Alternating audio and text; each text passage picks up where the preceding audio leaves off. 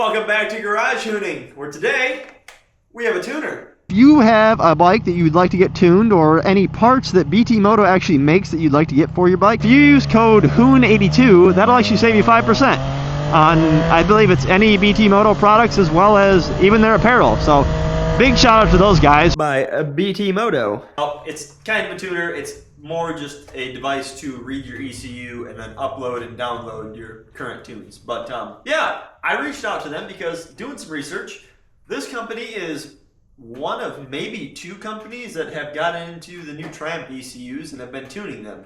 I do want to disclose, I did buy this with my own money. However, they did give me a discount on it to promote it, but I did not sign anything, so I am going to give you my 100% honest opinions about this. So far, a little strange, because they don't actually have the Daytona on their website or in their system. But the picture when I bought this was a Daytona. I don't know. I'm not 100% sure what's going on there. So I actually went to scan the ECU with this yesterday, and they didn't have the Daytona inside the handheld, which we'll get into that in a minute. Reached out to them. The customer service with BT Moto has been top tier, absolutely fantastic. And if you've seen my other videos where I talked about the KYT helmet, the customer service is a really big thing with me. You know, you can make a great product, but if you can back up your product and really help people out, that's awesome. That's really big to me, and it should be to all you guys out there too. Don't support companies that don't want to support you if you're having issues. Customer service is one of the things I look out for. Anyway, let's get back to where I was like, oh yeah, so I went to scan this yesterday and found that my bike actually wasn't in the handheld. So emailed them, and he told me to use the 765 or the Rocket 3 while doing this bike. A little strange, but I mean, I guess we'll give it a try. When you receive this, which I'll link it in the description below, they have a really great video of actually how to use this. You gotta hook this up to your computer, which we'll kind of look at that process in a minute, hopefully, as long as all this goes well.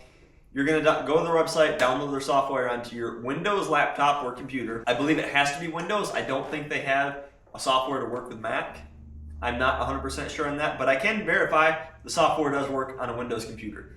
But you're gonna download the software, you're gonna plug the tuner in, it's gonna update it, and then once you're updated, you're gonna bring it out to your bike, and then you're going to scan your ECU. That will download the file or make a copy of it on here, to which then you're gonna take this, transfer it back to your computer, and then you're gonna send that file to them. What I am hoping they're going to do is actually go through and accommodate from the different modifications that I have done to the bike, but I'm really hoping that they don't just kind of do a blanket tune where they change the progression of the throttle coming on and like minor other things. They have a video, I'll also link this down below. They did, BT Moto did a whole video about them tuning the Trident 660, which after seeing that, I really hope that they don't just upload that blanket tune to me, because the Trident and the Daytonas are quite different, actually. Intake manifolds, as well as maybe like difference inside the head. I'm not sure. I just know the Daytonas are a lot faster than the Tridents by quite a bit. In that video, I think he was barely able to do 120 miles an hour, where I think fourth gear in this tops at 120. So I don't know. We're gonna find out together. So I planned on making this video once everything was done, but I figured, hey, what the heck? We might as well record it through the process. So I'm gonna go ahead. We have to get to the diagnostic port, which if you don't know on the Daytona, I'll show you right where it is. It's a little red plug like that. It's underneath your main seat there. So you gotta pop the passenger seat off, 2 bolts, take the seat off, and then we'll get to this. Just in case you're not familiar, which I would hope you're familiar, how to take your seat off. You got your key down here, turn that, pull that off, and then you have just this bolt here, this bolt here. If you don't have the tools to take the seat off, Triumph actually does give you an Allen key underneath the seat right here to take that off. So pretty cool on them, but I actually have the tool, so we're gonna pull it off. Yeah, 5mm. Take those 2 bolts, you grab underneath and just pull your seat right on off. Now, before we hook anything up to the plug and we do any of that, it is very important that your battery does not die during this process. Apparently, it depends on which model bike you have. It can take upwards of 30 minutes for it to do the download and everything. and which in that process you're going to be turning the key on and off, and doing all sorts of things. So it is highly recommended that you connect the bike to a battery tender. And if you don't have one, I would really suggest getting one. I have a super cheap one off of Amazon that I throw on this thing throughout the winter. Motorcycle batteries, I'm not sure if you know this, but they're quite small. And the smaller the battery, the quicker it kind of runs out of juice. I know that's not technically correct and yada yada. Somebody will correct me, but trust me, your bike will die if you don't have anything on it for a substantial amount of time. And I don't know if you know this, but motorcycle batteries are quite expensive. It is surprising how expensive that little freaking battery is. So don't let it die. Take care of it. Get yourself a tender. So we're going to do that before I do anything. And you're going to do as I say. Put a tender on it before plugging the thing in and scanning anything. If anyone out there is curious, this is the tender that I have. It was super, super cheap. You just plug it in. The cord for it is kind of short, so I do have to run an extension cord, but just red to red, black to black in the battery, you're good to go. If you look underneath the seat, your port is going to be this guy right here. You got to kind of decompress down on the top of it, and then it unplugs. Do not go looking for an OBD2 port, because that is not what comes on these new bikes. It's this little red 6-pin thing. Once you're all plugged in, you're going to get to this screen right here, where I believe you're just going to go and select work, and then we're going to go Triumph. Now, this is the only strange thing I found was they told me Rocket 3, this one? Warning, please, yep, see right there. Warning, please connect your vehicle to a battery tender stabilizer. We're gonna hit OK. Switch on the dashboard. We're gonna switch that on. And then once the fuel pump's frying, we'll hit OK. We're starting communication. All right, after double checking on their video that I believe we're good. So I think we now take this to the laptop and we download the file from there, and then we're gonna send that off to them, and then they're gonna do things with it, I suppose. I think first though, I'm gonna disconnect the tender and just fire it up just to make sure everything is good. Because why not? I like hearing it. You like hearing it. Sounds cool. It's got an exhaust on it. It's loud. It rumbles. The neighbors probably don't love hearing it as much as I do. Hey, look.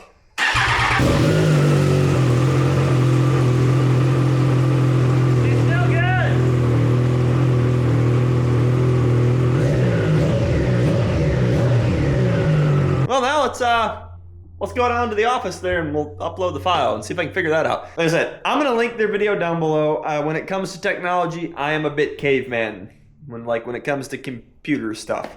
I can do stuff like this, or electronics and stuff like that. But when it comes to things with keyboards on it, nah, that's where I draw the line. We are connected to the PC, so now we're going to go ahead and pull up their My Genius app here. It's going to talk with the whole thing here. Download from My Genius. We're going to leave that up. We're going to go here. We're going to go My Files. Upload file. How about we go for a little ride and let's do like a poll so we can kind of measure and see if there is actually a difference between the two. I went in there. I did specify that I have a air filter as well as a full exhaust. All right, we are on the bike, as you can see here, freshly topped off, so that way this test actually is fully comparable. Nobody can say, oh, you had more gas or less gas. No, we're gonna be scientific about this. We're gonna have a full tank of Shell V-Power Nitro 93 octane, as well as we're also gonna have the same thing when we get the tune on here to test them and see if there really is a difference.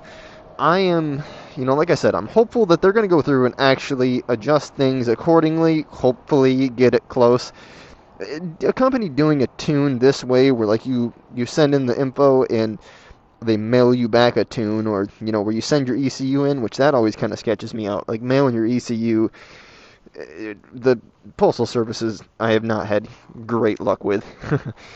They actually lost my fuel pump for this bike for it was a little while. That's another story for another day. I think I talked about that already. But yeah, so like I was saying though, these companies that you mail your stuff into and then they tune it from there, it's never going to be as good as if you went and actually had someone tune it on a dyno, because they're not going to know exactly what your bike's doing at different things. But being that I'm sure they've tuned enough bikes that they probably have a pretty good idea, you know, what changes a DNA filter requires. They probably have a good idea what changes an exhaust requires. Now, my only concern though is they don't know this specific bike super well because it's quite new to the market. You know, like I was talking about, the aftermarket support is a bit challenging, but it should be better than the stock map. I hope, but that's what we're doing this test for. I think we're gonna go do a 40 to 80 pull in.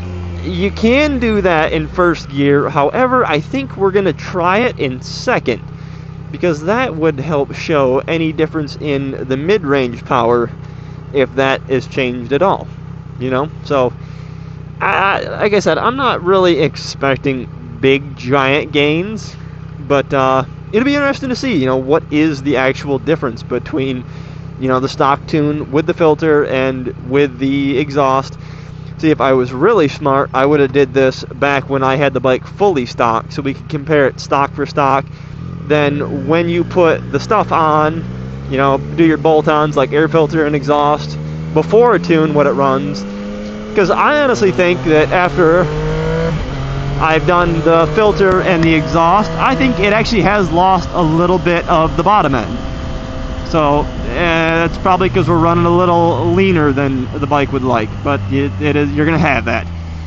I was looking to tune this as soon as I possibly could. However, we just had a lack of support from aftermarket to get that done until now. If I didn't already mention it, if you have a bike that you'd like to get tuned, or any parts that BT Moto actually makes that you'd like to get for your bike, they don't just do Triumphs, they do a quite big, large range of bikes. It does kind of look like they mainly stick with a lot of the newer stuff, but if you use code HOON82, that'll actually save you 5% on, I believe it's any BT Moto products as well as even their apparel. So big shout out to those guys for believing in a small channel like me and giving me a discount code for you guys. Well, that was one of the things when I reached out to them. I said, hey, you know, if I promote your stuff, is there anything you can do to like help out, you know, if anybody does use it? And they hooked me up with that. So very cool of them for believing in a little small channel like myself. But let's go do this 4880 pull and see if we can actually measure a difference after it's been tuned. We're gonna do 40 miles an hour and I'm just gonna pin it. Ready? And 40, and go.